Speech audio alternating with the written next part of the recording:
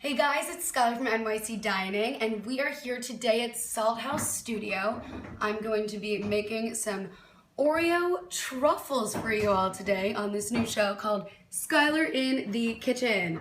And I'm very excited to cook for you guys for the first time ever. So these are super easy, 3 ingredients. I was just melting some white chocolate here, that's to finish it off. But basically white chocolate, Oreos, and cream cheese. Doesn't get much easier than that, I don't think, unless you were just to have Oreos. So I use double stuffed Oreos for this, about 12 Oreos for a batch of 12 to 15. And what you're gonna do first is put these into a food processor or blender. Luckily, I have a lovely food processor here with me. Gonna take my Oreos all the way to this. Oops, I gotta open this. It's very complicated.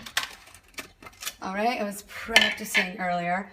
And then just to make sure it all runs smoothly, I would chop them up a little bit, break them up. Look at the double stuffed. I love how fat these are. Love a fat Oreo. So the reason I use double stuffed is because the truffles are so much more rich and decadent and kind of more melt in your mouth, and you need less cream cheese. So we're just gonna break these apart. I'm using 12 Oreos, and for those of you just tuning in, I am making Oreo Truffles. All right, wow, these are fat Oreos. Oh my, how do I do this? I think this is how I close this thing. How do I do that? All right, we're gonna grind up these Oreos. You gotta hold it. How do you do this? This is a new appliance, guys. Did it turn off? Oh, how does this work? Anyone want to know? Oh, there we go. You're gonna keep doing that. Ooh, there we go.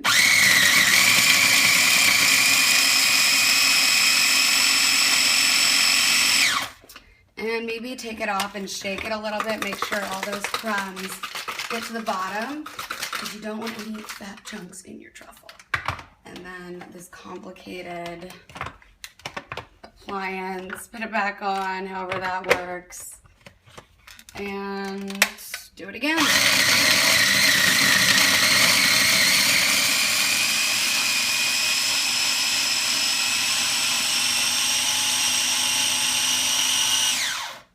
So you see, these are fine, fine crumbs. Take a look at that. It's basically, the double stuff makes it more of a paste when you're done, but if you use regular Oreos, it's more of a powder. So you're gonna take these crumbs and figure out how to open this weird container. And you're going to, if you have any of these, just put it in here because you're using those later. And take a bowl, put the Oreo crumbs into the bowl, like that. It's going to be thicker at the bottom. Oh my, surprise, there's a blade. You don't want to eat that, that is dangerous. All right, so keep doing that. And then your next step is to take some softened cream cheese. We have another chunk, I'm just gonna crumble that up, you'll see why. And take about 4 ounces. For 12 Oreos, I would use 4 to 5 ounces, depending on how cheesecakey you want it to be. And get real dirty and make sure it's really soft. Throw it in there, maybe wash your hands real quick, just because messes are not that fun. And you're gonna take a spoon and really just go at it. I would recommend using a bigger bowl, but this is what I'm using today. So this is the messy part. Make sure that the crumbs kind of fold into the cream cheese. This might take a couple minutes, because you want to make sure you don't make a mess like I am. Alrighty. And then once it starts blending, it'll be so much easier to mix. Can you make this with caramel? With caramel? In the mix, I don't think it would taste great, but I think one thing that's really cool about these truffles is you can stuff them with things. So if you get those little caramel melts and you want to wrap the dough that I'll show you in a minute once I finish this, like you want to cover caramel in that, then you bite it and the caramel comes out. So that's really fun. I can always And what are you show making that. again? I am making Oreo truffles for those tuning in. They're super easy, basically a very fancy way to eat an Oreo. So you can see here everything's kind of coming together. And where are you people on it? I am at Salt House Studios. Sorry, it's one studio, one beautiful studio where I am making these today. All right, so now, finally, so workout. These are coming together, and you can always use your hands, but I feel as though that's not as beautiful as a spoon. A golden spoon, I might add. Salt House Studio gave me the best. All right, and there we go. So what you're gonna do now, which I have already done, is you are then going to form these into balls. And you're going to do that by just taking, this is a little messy, taking some, rolling it up, and putting it on a piece of saran wrap or a plate, whatever, because you're going to freeze these eventually for about at least 20 minutes. Super easy. And there, yep, so you just kind of use this roll technique, just messy hands. Make sure you wash them because no one wants a dirty Oreo ball. And you're gonna repeat until it's all done. So I'm gonna make about 5 here just because it gets repetitive and boring. Okay, so yeah, they should look like this. And then I'm gonna wash my hands one more time because I don't wanna ruin things in this kitchen. And what you would do normally is put these in the freezer, but this freezer is a little different, so I'm just gonna put them over here for now. This is burning, so I'm glad I didn't light myself on fire. What I did do, I brought these all on the L train with me, these lovely frozen Oreo balls. So the white chocolate is now melted, and these are frozen. I'm going to just rip off a piece of paper here. So I'm going to coat them in chocolate. And how I'm going to do this, I'm going to take this plate, move this, keep the space organized. So you're going to take one of these frozen ones. They're like pretty moist, cold. It's important that they're cold because the chocolate will melt very soon.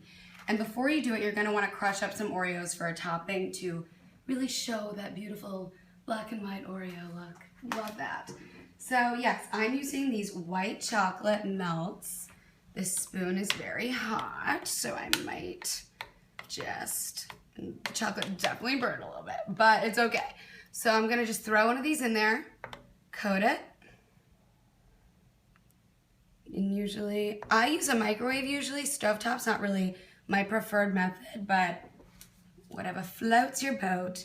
And you're gonna place it on a plate and sprinkle some Oreo crumbs on there.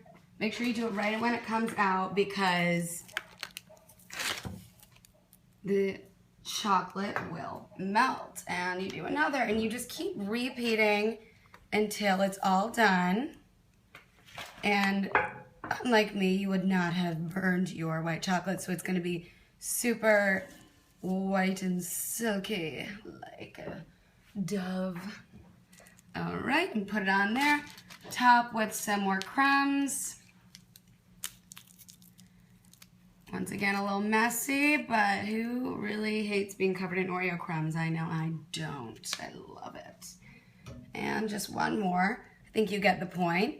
Use that spoon twirl method, very important. The twirl method, good go-to. And just pop that right back on there and top. And when you're done with these, you're gonna put them on a plate, not a lousy piece of brown paper. And then you're going to put them in the fridge probably for about 15 minutes. Super easy, and hopefully when they're done, they will look something like this. And then take a bite. I'll show you what it looks like. They're really tasty, super easy, awesome. Look, just like an Oreo inside. It's like a cheesecake, Oreo cheesecake. So good. If you want it to be more cheesecakey, add more cream cheese. Duh. And if you don't, just add less cream cheese enough to hold it together. But yeah, so those are the Oreo truffles. And I would recommend storing them in the fridge, but at parties they last for hours upon hours. Great to keep your guests happy and just pop them in. So let me know what you guys want me to make next time. I hope you enjoyed this Oreo truffle lesson, very important. Why are you making ball-formed food?